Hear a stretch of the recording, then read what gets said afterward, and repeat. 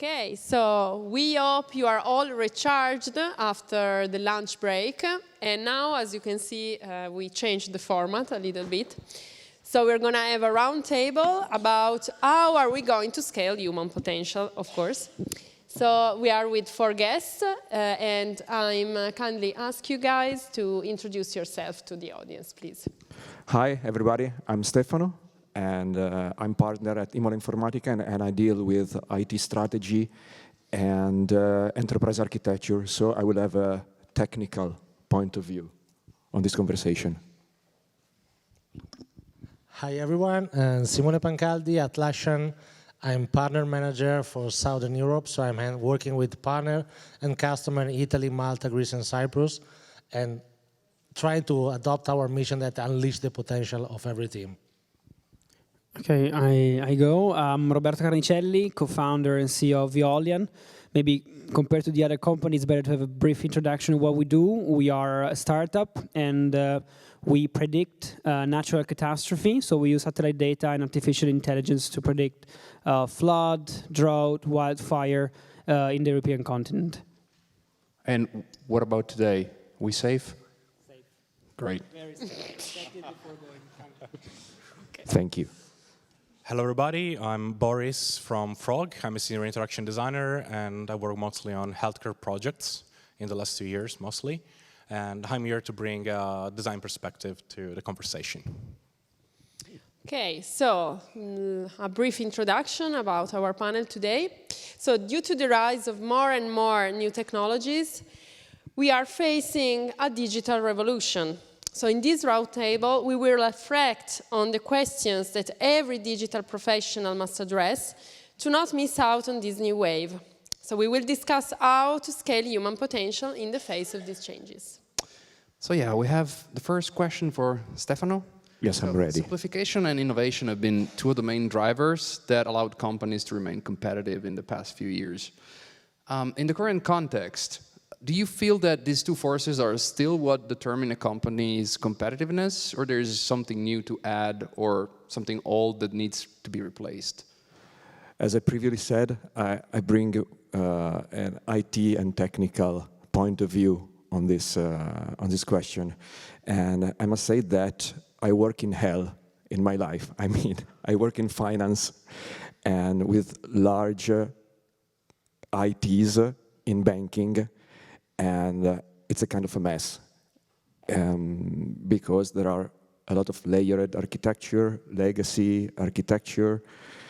So I think a good things that can improve the competitivity of a company is having a well-structured IT for building your solutions, a good software development lifecycle, automation, CI, CD that boost your competitivity because you can go to the market faster, in a faster way. Also, a good cloud strategy can boost in 2023 the competitivity of a company. This is from an IT side point of view. Last but not least, the communication between business and IT, because those guys don't like to talk to each others, and it's a real problem. I think everybody that works in this kind of companies has the same struggle. So I think improving the communication between the business and IT can improve and boost the competitivity. So that's why also if I talking about IT, I have an IT-related company. I think it's really important adding skills and competences of service design that allows you technical people to talk with other sides of the company. So this is my point of view. The kind of companies you work with, like they're large established companies, are historically reluctant to perhaps move to the cloud. Do you see these trends picking up some steam, and does that help them into innovate a bit faster, sort of modernizing themselves? I see different approaches, because going cloud it brings you changes in your organization. You need to change your governance model. You need to change your pile of costs. You need to change the way you interact. You have to add different skills, different competences. So it's different for everybody, of course. I see many mixed approach to cloud. Maybe some services need to be in cloud because there are new services, because you need scalability, because you need to be faster on market. Maybe older or legacy service doesn't need to be on the cloud right now. So many big companies are adopting, with large ITs, are adopting a mixed cloud strategies. That's why I repeat, service designers are useful to understand which services should be on cloud, which services shouldn't be on cloud right now. I see. Thank you. Okay, so the second question is for Simone, and it's about the migration to the cloud. So can we still consider it a process in innovation, or have we reached a point where cloud computing is considered an indispensable asset for companies? So just for have a quick idea, so how many of you knows Atlassian in the stage? Oh, wow. Okay, I'm done. Thank you, I'm leaving. Great job. Oh, thank you. No, as you know, so as Atlassian, we are investing a lot in cloud. So we are investing every year 35% of our revenue in R&D. So we are pushing a lot, and we see that the cloud is a strategic asset for the company.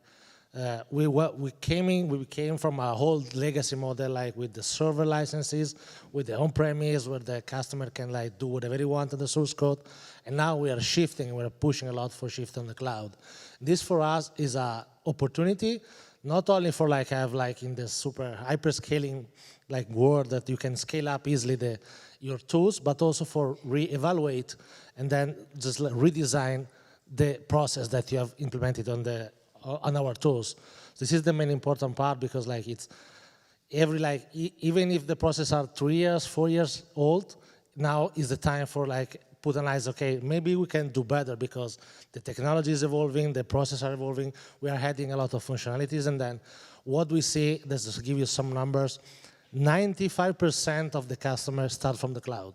So now cloud is not anymore a blocker, but it's an opportunity for the customer and then for our tools. So as Atlassian, we're investing a lot, and this is the moment where the customer, and we see a lot big enterprise.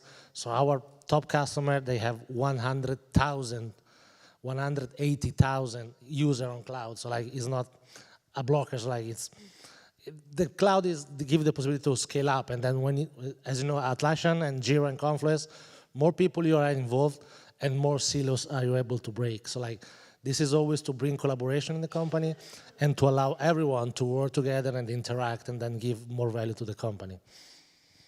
But in terms of adoption of cloud, are you relying on a single provider, multiple ones? Are you evaluating building your own data centers, perhaps? No, of course, because AWS they are good doing that. So we are putting our cloud is based on AWS. So we have is GDPR compliant because we have on Frankfurt. They're going to be in Paris. So there's no problem at all. And then we are opening more and more data center. But we want to work with specialized people. So we'll keep working with AWS. Now we are evaluating to open to Azure, but at the moment is on evaluation stage. But at the moment we are seeing that AWS is covering all the need that we have. So we are pretty happy with that. I see. When it comes to big financial institution or the big clients you work with, what's the preference in terms of providers? Is there someone that is better suited to some kinds of workloads? Perhaps AWS works better for Atlassian. And so I'll just give you what we see is when we go to the big financial or big bank, big insurance, say no, we need to work in our data center. And then we check, and then we discover there's a lot of team already working outside in the cloud. So for us it's more mental blockers than the real blockers. So we're GDPR compliant, so it's easy to go and scale. But from what they see in the Italian market, it depends on everyone's mind. So but I'm going to leave it to the tech guy. Okay, thank you. I'm the tech guy. I think I see many fears or going cloud on big organization because they're afraid to change the way they interact with their services, with people, the lack of competences and skill. But one thing that can allow better to go in cloud is to well architect your software, your application, your services, maybe using, I go a bit technical, using containers is a good way to take away the fears of be stuck on a vendor lock-in. You can switch your application from cloud to cloud, taking back on a private cloud, put it on another public cloud easily.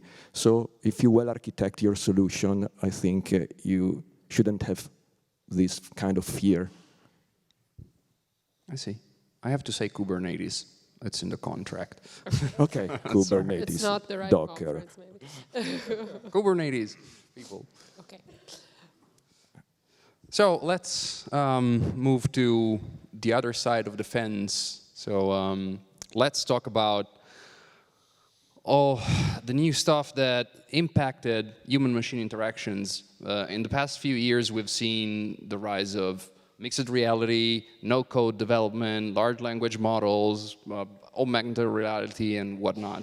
So all of these new technologies and approaches have brought in new design paradigms for digital products. What do you see in the future? What are the trends in HMI, human-machine interactions, that you see coming up? I don't know. Thank you. No, well, I can tell you, I mean, what we're observing with Frog. I'm curious, just another question like you did.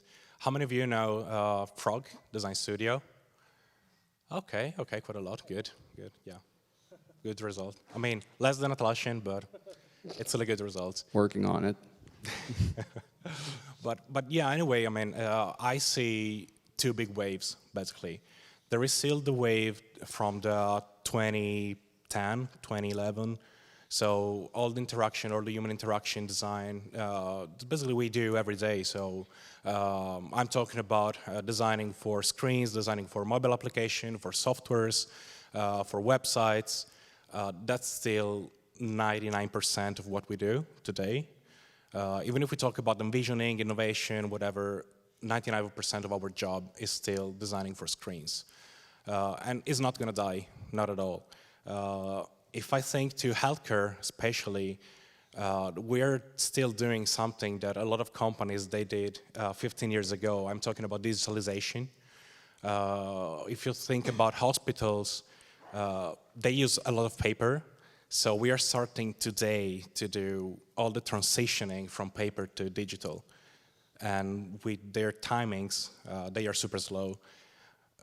Probably till, I don't know, 2035, 2040, we probably design still for screens like software, websites, and this kind of, applying this kind of interactions. On the other hand, you're right, we have a lot of emerging technologies. We have all the mixed reality, virtual reality, augmented reality, and we have a bunch of new touch points also coming. We can think about the Oculus, we can think about the Apple Vision Pro that is coming. So of course, with new touch points, we have new paradigms, a new way of designing. If you remember, I mean, when the iPhone and all the smartphones come on the market, we really needed to introduce all the interactions like the swipe, the pinch to zoom, and so on. So I think it will be the same. I mean, new touch points, new products, new technologies, new interaction. It's just a kind of a pretty mature field at the moment. So we don't have any well-established framework. And Marion, if I pronounced it correctly, this morning did a very nice speech, a very good speech, very on point around this. It's very mature. We're still trying to understand which kind of frameworks we can adopt. We can try to understand if the old frameworks are still valid for these new kind of technologies. We don't know. We are trying. We are exploring. But that's it. So we'll see. So no metaverse, pervasive metaverse in a year or two? Not yet? No, I will say not yet. I will say not yet. Maybe a suggestion or something that we are trying to do in terms of like education and skill improvements in Frog is for UX designers and experience designers to try to step a little bit into the 3D design. That's something we are observing is a kind of a trend.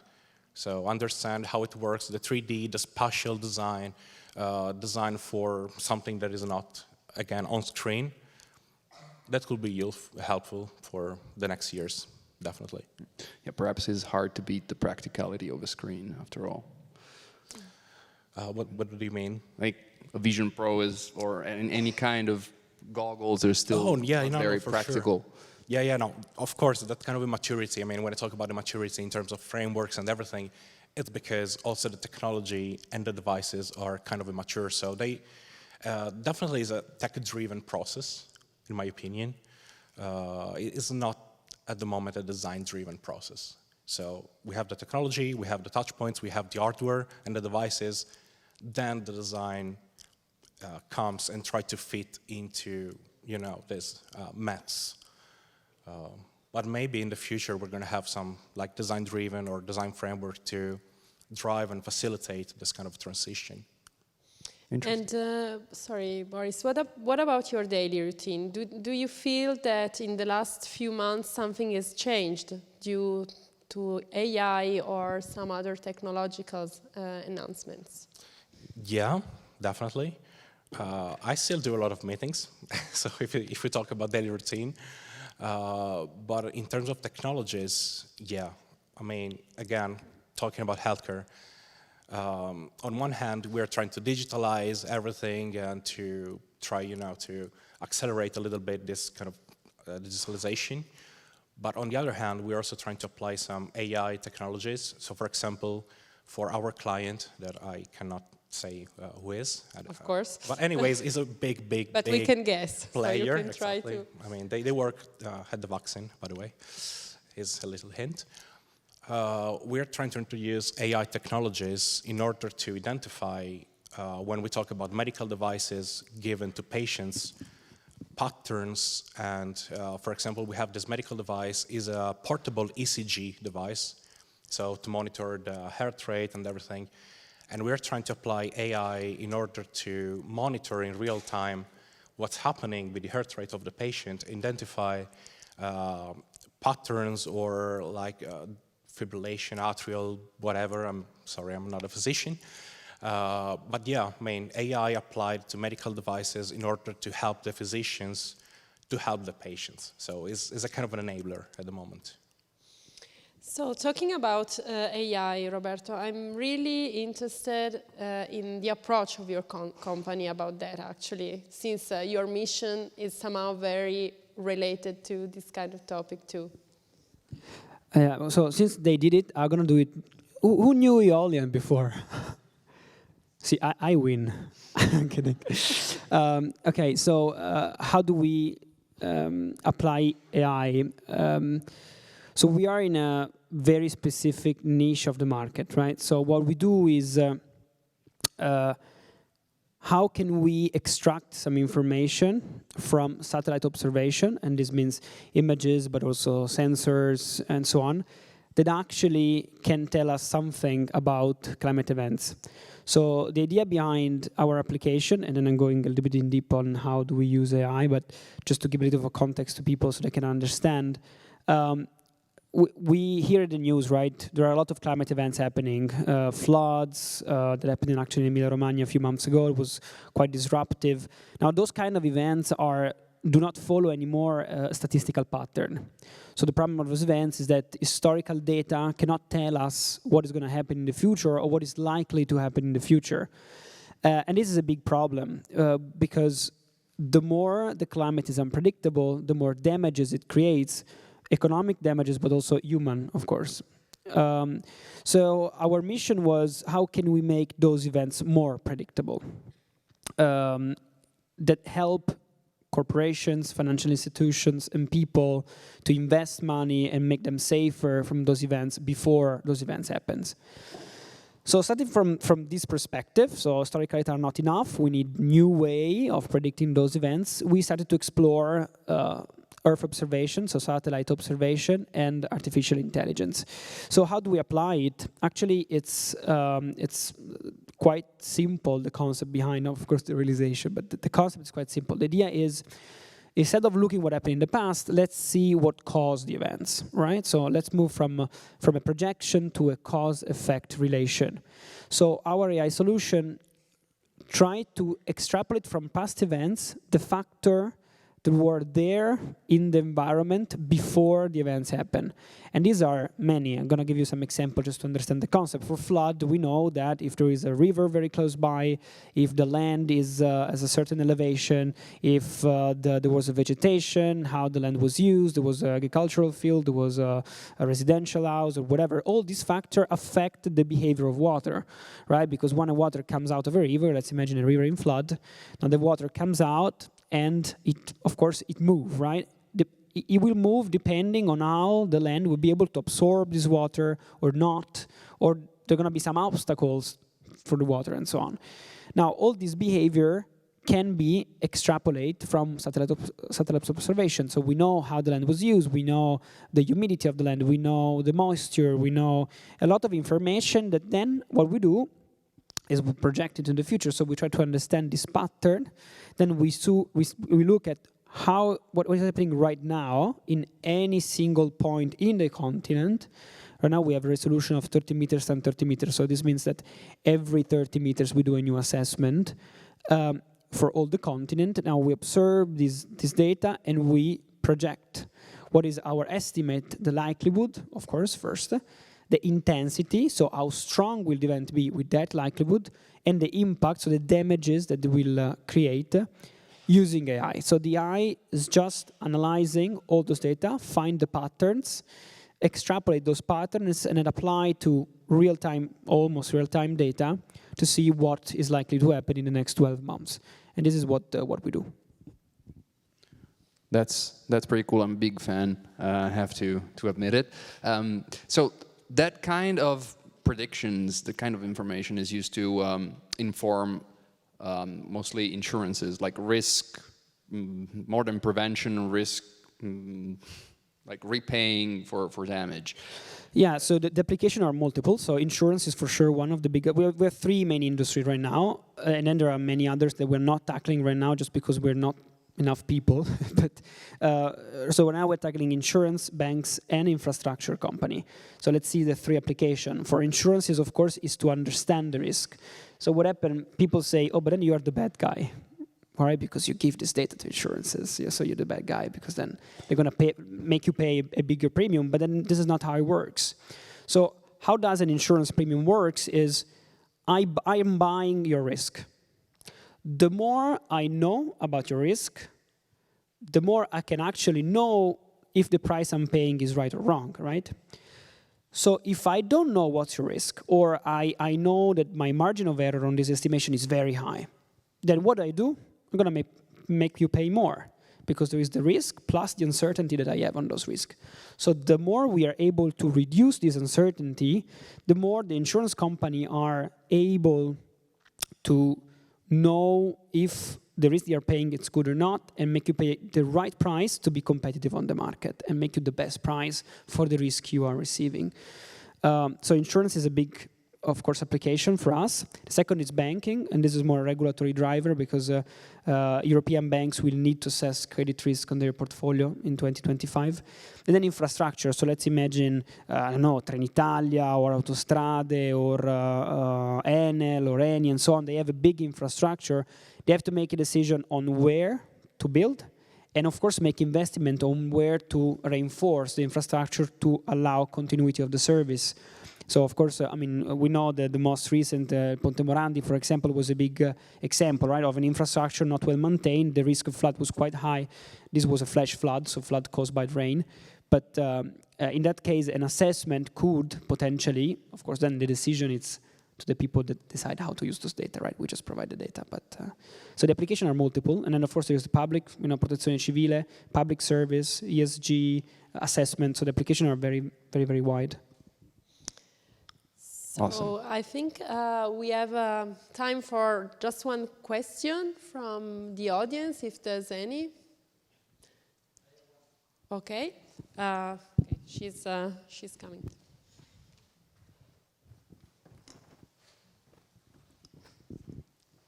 So very interesting the part of AI, but I want to come back to the clouds, and I have a question regarding the security. How you deal with security? Go. You're the tech. Okay. Okay. I'm the last. Okay. So we deal because we are so our product is GDPR compliance. We are working a lot with security. We have a full section on the website. It's atlassian.com/trust. So where we are reaching more and more achievement, and then we are working more and more with legal team, because this is is super. I can't say the name, but it's an automotive in Maranello that is working fully on cloud. So there's different, but okay, that one. So they say, okay, you have the automotive, this is the this security layer for the automotive that we take for Germany, because Audi, BMW, all that big group are working with us. So this is the part where we're investing a lot of money, because our customers need to be safe. So and then we had a problem 2 years ago. So when we went down on cloud, but we were able to come back in 6 hours or 8 hours without losing any data. So shit happened. So but you need to be ready with all the plan for recovery. But trust and security are the parts when is the second blocker. So when you adopt cloud, this is the second part. I need to have my data safe and sure in the cloud. So if you want to add something. I think that hacking people is easiest than hacking computers. So you have first create a security mindset inside your company as a first thing. Then you can use encryption, decryption of data when you go into the cloud, but pay attention to the cost of computational costs. Okay, I think I can allow one more question, if there's any. Then we have to move to the next. Okay. So thank you very much. You're welcome.